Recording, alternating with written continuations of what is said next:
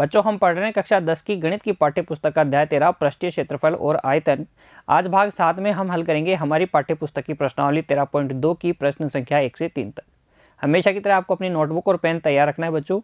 हर एक प्रश्न के हल को ध्यान से समझते हुए नोट करना है और बाद में बिना देखे सभी प्रश्नों को एक बार फिर से हल करना है। देखिए, शुरू करते हैं प्रश्न संख्या 1 के साथ।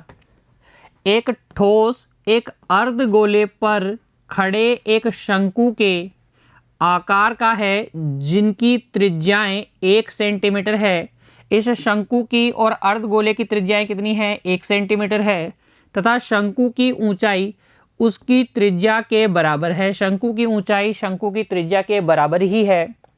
इस प्रकार ये जो ठोस प्राप्त हुआ है बच्चों, इस ठोस का आयतन पाई के पदों में ज्ञात कीजिए। हमसे पूछा गया है ठोस का आयतन ज्ञात कीजिए पाई के पदों में। देखिए, ठोस किस प्रकार का है?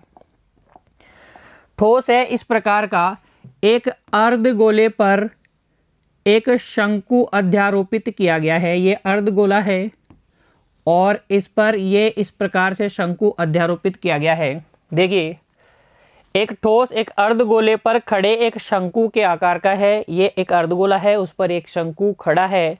इन दोनों की त्रिज्याएं हमें 1 सेंटीमीटर दी गई है। इस शंकु और अर्धगोले की त्रिज्या ये आर हमें दी गई है 1 सेंटीमीटर। हमसे पूछा गया है इस ठोस का आयतन। देखिए, हल में लिखेंगे ठोस के शंक्वाकार तथा अर्धगोलाकार भागों की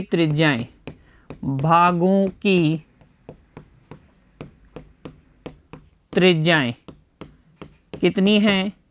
ये त्रिज्याएं आर है बच्चों 1 सेंटीमीटर। दोनों भागों की त्रिज्याएं कितनी हैं? 1 सेंटीमीटर है। शंक्वाकार भाग की ऊंचाई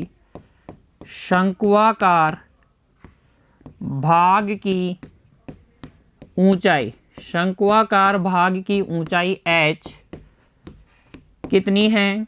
ये है बच्चों इसकी त्रिज्या के बराबर ही। ये h जो है बराबर है त्रिज्या के, यानी ये भी है 1 सेंटीमीटर। कितनी है?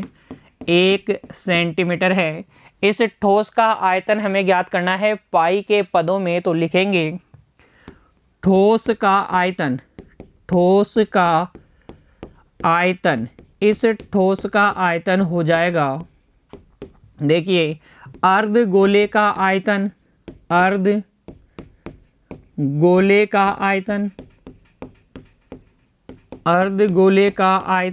प्लस शंकु का आयतन, प्लस क्या कर देंगे? शंकु का आयतन कर देंगे। तो अर्धगोले के आयतन में शंकु का आयतन जोड़ देने से इस ठोस का आयतन आएगा। अर्धगोले का आयतन होता है 2/3 पाई आर क्यूब। शंकु का आयतन होता है 1/3 पाई आर स्क्वायर एच। मान भर दीजिए आर का और एच का।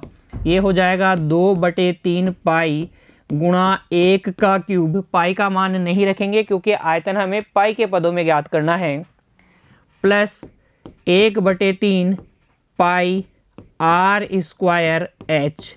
आर और एच दोनों ही क्या है? 1 सेंटीमीटर है। देखिए, ये आ जाएगा आपके पास 2/3 पाई प्लस 1/3 पाई, लघुत्तम ले लेंगे 3, तो ये आ जाएगा 2 पाई प्लस पाई, यानी कि 3 पाई/3। 3 से 3 कट जाएगा तो यह आ जाएगा पाई सेंटीमीटर क्यूब। इस ठोस का आयतन कितना आएगा बच्चों? पाई सेंटीमीटर क्यूब आएगा। कोई दिक्कत नहीं है। प्रश्न संख्या 1 के हल में बच्चों नोट कर लीजिए इसे, बाद में आपको बिना देखे हर एक प्रश्न को हल करना है, फिर से हल करना है बच्चों। अगले प्रश्न की ओर बढ़ जाइए। देखिए, प्रश्न संख्या 2, एक इंजीनियरिंग के विद्यार्थी रचेल से एक पतली एल्यूमिनियम की शीट का प्रयोग करते हुए एक मॉडल बनाने को कहा गया जो एक ऐसे बेलन के आकार का हो जिसके दोनों सिरों पर दो शंकु जुड़े हुए हों। इस मॉडल का व्यास 3 सेंटीमीटर है और इसकी लंबाई 12 सेंटीमीटर है। यदि प्रत्येक शंकु की ऊंचाई 2 सेंटीमीटर हो तो रचेल द्वारा बनाए गए मॉडल में अंतर्विष्ट हवा का आयतन ज्ञात कीजिए।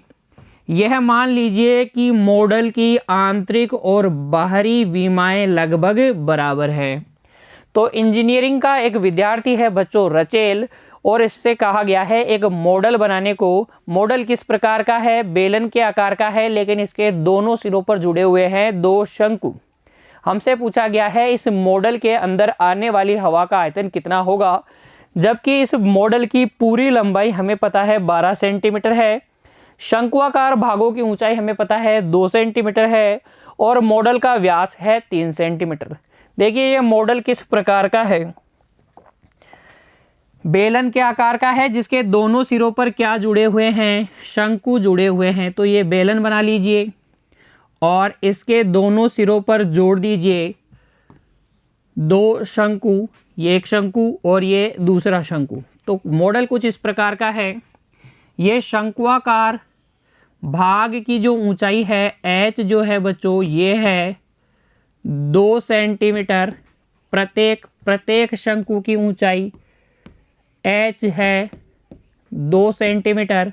ये पूरे मॉडल की ऊंचाई हमें कितनी दी गई है? देखिए पूरे मॉडल की ऊंचाई दी गई है 12 सेंटीमीटर। पूरे मॉडल की लंबाई हमें दी गई है 12 सेंटीमीटर। ये है 12 सेंटीमीटर। तो ये बेलनाकार भाग की ऊंचाई कितनी हो जाएगी? देखो 12 में से ये वाला 2 और ये वाला 2 घटा लो तो कितनी बच जाएगी? 8 सेंटीमीटर। बेलनाकार भाग की ऊंचाई एच हो जाएगी 8 सेंटीमीटर। यहाँ से इस मॉडल का व्यास हमें दिया गया है 3 सेंटीमीटर। देखिए मॉडल का व्यास हमें दिया गया है 3 सेंटीमीटर। तो ये शंकु की त्रिज्या और ये बेलन की त्रिज्या आप ज्ञात कर सकते हैं आसानी से। देखिए हल प्रारंभ कर रहा हूं अब मैं, ध्यान दीजिएगा बच्चों। प्रश्न संख्या 2 के हल में हम लिखेंगे रचेल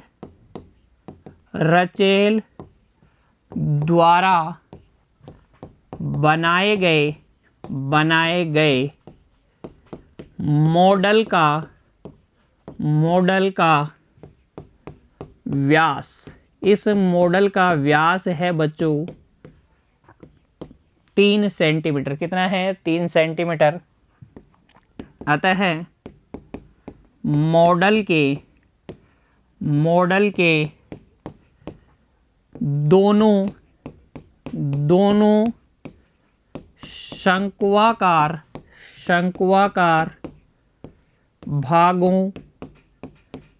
शंक्वाकार भागों तथा बेलनाकार भाग की त्रिज्याएं,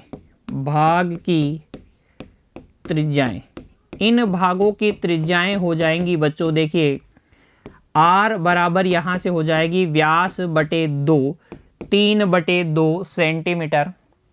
क्योंकि मॉडल की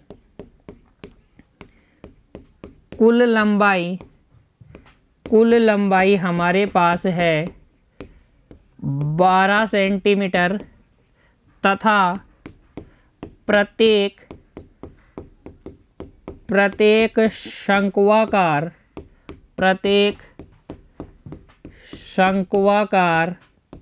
भाग की ऊंचाई स्मॉल h, देखिए छोटा h कितना है?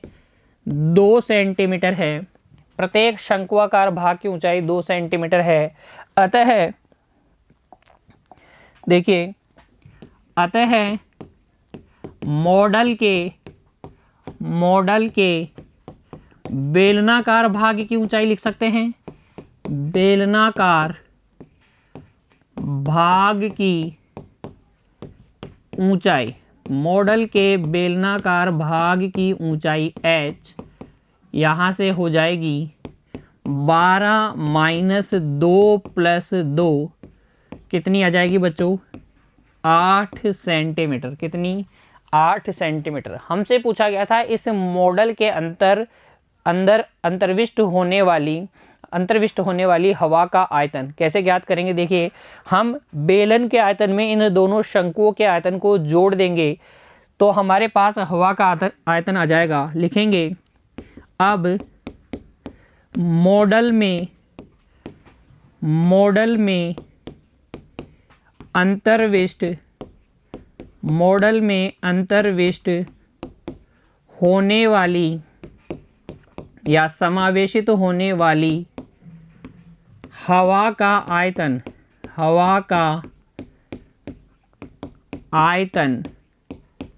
बराबर हो जाएगा दोनों शंक्वाकार भागों का आयतन, दोनों शंक्वाकार भागों का आयतन प्लस बेलनाकार भाग का आयतन, बेलनाकार भाग का आयतन। देखिए, दोनों शंक्वाकार भागों का आयतन प्लस बेलनाकार भाग का आयतन। शंकु का आयतन कैसे ज्ञात करते हैं बच्चों? शंकु का आयतन ज्ञात करने के लिए हमारे पास सूत्र है 1/3 पाई आर स्क्वायर एच। दोनों शंकुओं का हो जाएगा 2 गुणा 1/3 पाई आर स्क्वायर एच। बेलनाकार भाग का आयतन क्या होता है? Pi r square H. बेलनाकार भाग की ऊंचाई है बड़ा एच 8 सेंटीमीटर। मान रख दीजिए यहाँ पर। देखिए, 2 गुणा 1/3 गुणा 22/7 गुणा त्रिज्या कितनी है? देखिए, त्रिज्या आपके पास है 3/2, तो ये 3/2 गुणा 3/2 गुणा ऊंचाई, शंक्वाकार भाग की ऊंचाई है 2 प्लस 22/7 गुणा 3/2 गुणा 3/2 गुणा ऊंचाई कितनी है? 8 है। ये 2 से ये 2 कट गया, ये 2 से ये 2 कट गया, ये 3 से ये 3 कट गया। 22 तिया कितना होता है बच्चों? 66 बटे कितना? 7। 22 तिया 66/7। देखिए, ये 2 से ये 8 4 बार कट जाएगा, ये 2 से ये 4 2 बार कट जाएगा। प्लस देखिए लिखेंगे 22 दूनी हो जाएगा 44 गुणा 9 बटे में कितना बच्चों? 7 बटे में 7। जोड़िए, ये आ जाएगा। देखिए, 66/7 66/7 प्लस गुणा कीजिए 9 से 44 को गुणा कर दीजिए। 4 नाम 36 हासिल 3 4 नाम 36 और 3 39/7। जोड़ लीजिए अब 6 और 6 12 की 2 हासिल 1 9 और 1 10 10 और 6 बच्चों 16 हासिल 1 3 और 1 4/7। 7 का भाग लगा दीजिए, ये आ जाएगा। देखो 7 6 42 और 7 6 42 66 सेंटीमीटर क्यूब। ये बच्चों उस हवा का आयतन है जो रचेल द्वारा बनाए गए मॉडल में अंतर्विष्ट हो सकती है। इस मॉडल में आने वाली हवा का आयतन कितना होगा? 66 सेंटीमीटर क्यूब होगा। कैसे ज्ञात करेंगे? बेलनाकार भाग का आयतन प्लस दोनों शंक्वाकार भागों का आयतन। प्रश्न संख्या 2 के हल को नोट कर लीजिए बच्चों, और फिर देखिए अगले प्रश्न की ओर। नोट कर लीजिए इसे और फिर बढ़ जाइए अगले प्रश्न की ओर।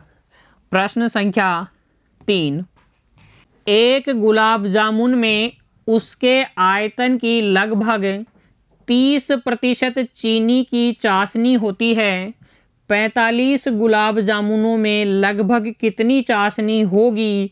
यदि प्रत्येक गुलाब जामुन एक बेलन के आकार का है जिसके दोनों सिरे अर्धगोलाकार हैं तथा इसकी लंबाई 5 सेंटीमीटर और व्यास 2.8 सेंटीमीटर है। देखिए आकृति संख्या 13.15 को, हमारी पाठ्य पुस्तक की आकृति संख्या 13.15 को देखिए बच्चों, इसमें एक आपको डिब्बा दिखाया गया है। इसके अंदर है कुछ गुलाब जामुन। गुलाब जामुन किसके आकार के हैं? बेलन के आकार के हैं, लेकिन इस बेलन के दोनों सिरे कैसे हैं? अर्धगोलाकार है। प्रत्येक गुलाब जामुन की कुल लंबाई 5 सेंटीमीटर है और व्यास कितना है? 2.8 सेंटीमीटर है। ऐसे हमारे पास 45 गुलाब जामुन हैं। इन 45 गुलाब जामुनों में हमें ज्ञात करनी है चाशनी की मात्रा, जबकि हमें ये पता है बच्चों कि चाशनी की मात्रा एक गुलाब जामुन में उसके आयतन की लगभग कितनी है? 30% है। कैसे हल करेंगे? देखिए प्रश्न संख्या 3 का हल, और हल में आप बना लीजिए एक गुलाब जामुन। इस डिब्बे में से एक गुलाब जामुन मैं आपको निकाल के दिखाता हूँ। इस प्रकार का गुलाब जामुन है। देखिए बेलनाकार गुलाब जामुन जिसके दोनों जो सिरे हैं वो इस प्रकार से अर्धगोलाकार हैं। प्रत्येक गुलाब जामुन की कुल लंबाई जो है 5 सेंटीमीटर है और इसका जो व्यास है 2.8 सेंटीमीटर है।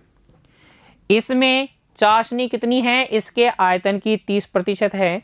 ऐसे हमारे पास 45 गुलाब जामुन है, उसमें चाशनी कितनी होगी ये हमें ज्ञात करना है। देखिए इस प्रकार से आकृति बना लेंगे एक गुलाब जामुन की और लिखेंगे प्रत्येक गुलाब जामुन का व्यास, प्रत्येक गुलाब जामुन का व्यास हमें दिया गया है 2.8 सेंटीमीटर। इसका मतलब ये है बच्चों प्रत्येक गुलाब जामुन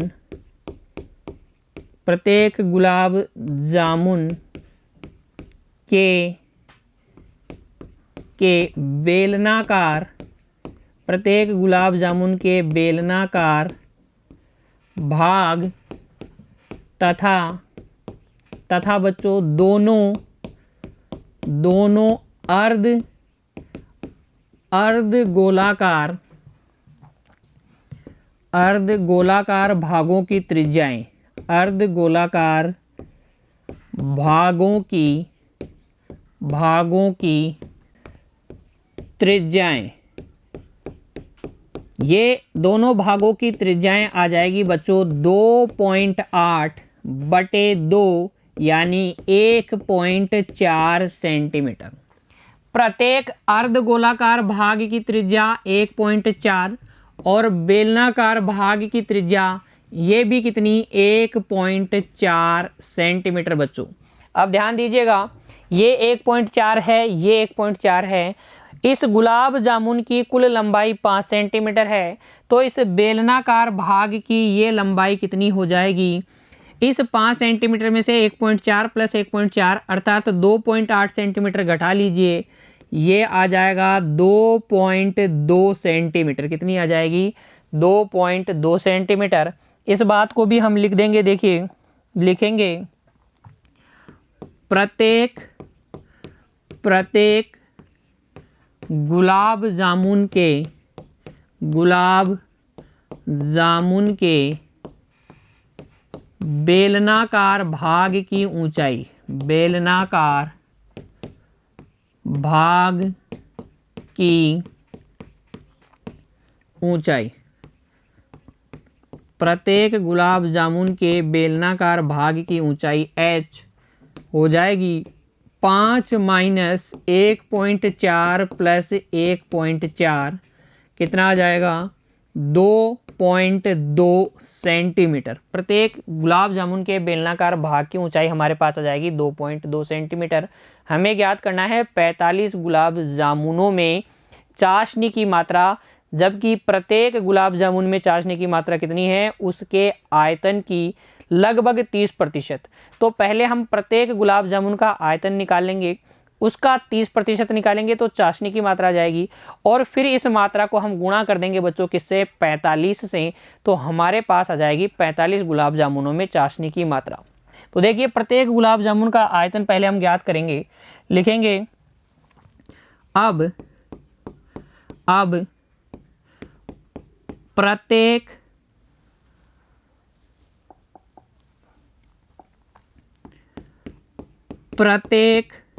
गुलाब जामुन का आयतन, प्रत्येक गुलाब जामुन का आयतन, प्रत्येक गुलाब जामुन का आयतन वो होगा बच्चों, देखिए दोनों अर्ध गोलाकार भागों का आयतन, दोनों अर्ध गोलाकार भागों का आयतन प्लस बेलनाकार भाग का आयतन, बेलनाकार भाग का आयतन, बेलनाकार भाग का आयतन। एक अर्धगोले का आयतन कितना होता है, 2/3 पाई आर क्यूब। दो अर्धगोलों का आयतन हो जाएगा 2 गुणा 2/3 पाई आर क्यूब। बेलन का आयतन होता है बच्चों पाई आर स्क्वायर एच। देखिए पाई आर स्क्वायर उभयनिष्ठ आ जाएगा, अंदर बच जाएगा 4/3 आर प्लस एच। तो ये प्रत्येक गुलाब जामुन का आयतन आ जाएगा। इसमें चाशनी की मात्रा कितनी है, 30% है। तो देखिए अब प्रत्येक गुलाब जामुन में, प्रत्येक गुलाब जामुन में चाशनी की मात्रा वो है उसके आयतन की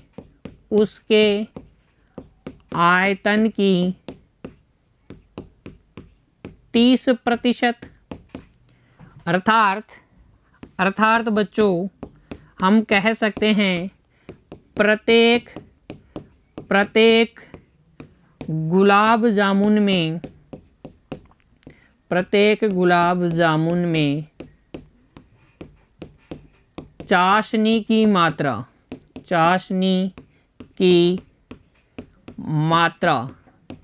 वो हो जाएगी 30%। कैसे निकालेंगे, 30/100 गुणा आयतन कितना है pi r square 4/3 r plus h. प्रत्येक गुलाब जामुन के आयतन को हम किससे गुणा कर देंगे, 30/100 से गुणा कर देंगे, तो प्रत्येक गुलाब जामुन में चाशनी की मात्रा जाएगी। ऐसे हमारे पास कितने गुलाब जामुन है, 45 है। तो यहाँ से अब हम निकाल देंगे 45 गुलाब जामुनों में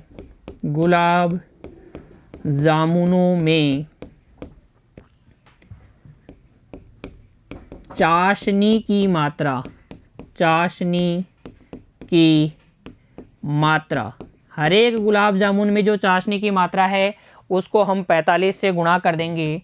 तो यह जाएगा 45 गुणा 30/100 गुणा pi r square 4/3 r plus H.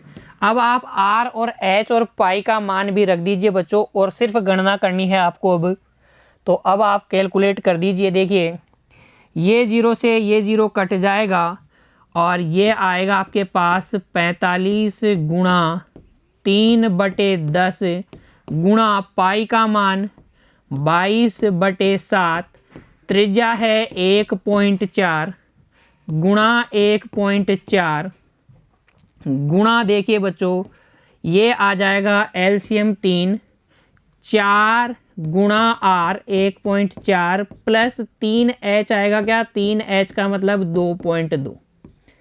ये 3 से ये 3 भी कट गया, इससे काटिए। देखिए 7 से इस 1.4 को काटेंगे तो 0.2 आएगा, 0.2 आ जाएगा।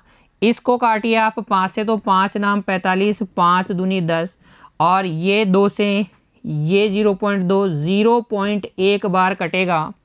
हमारे पास बचेगा 9 गुणा 22 गुणा 0.1 गुणा 1.4 गुणा, अंदर में देखिए 1.4 को आप 4 से गुणा करेंगे तो 5.6 आएगा, प्लस 6.6, 2.2 को 3 से गुणा करेंगे तो 6.6 आ जाएगा। यहाँ तक की कैलकुलेशन आपको समझ में आई क्या? देखिए बच्चों ध्यान से देखेंगे, जो भी मैंने काटा पीटी की है आपको समझ में आया? दोबारा देखिए, ध्यान से समझने का प्रयास कीजिए। अब आप इन सबको गुणा करेंगे तो ये आएगा, देखिए बच्चों 22 को आप गुणा कर लीजिए 0.1 से तो 2.2 आएगा, तो ये आ जाएगा आपके पास 2.2 गुणा 9 करेंगे, 2.2 को 9 से गुणा करेंगे तो 9 दूनी 18 हासिल 1, 9 दूनी 18 और 1 19, कितना आ जाएगा? 2.2 को 9 से गुणा करेंगे तो 19.8 आएगा, 19.8 आएगा। उसको हमें गुणा करना है अभी 1.4 से, गुणा करना है 1.4 से, और गुणा करना है किससे? देखिए 5.6 और 6.6 को जोड़िए, यह आ जाएगा 12.2, 12.2 गुणा करेंगे बच्चों। देखिए सबसे पहले 19.8 को गुणा कर लेते हैं 1.4 से, 4 8 32 हासिल 3, 4 नाम 36 और 3 39 हासिल 3, 4 एकम 4 और 3 7, 1 से गुणा करेंगे तो 8 9 1 आ जाएगा, जोड़ेंगे 2, 8 8 16 और 1 17,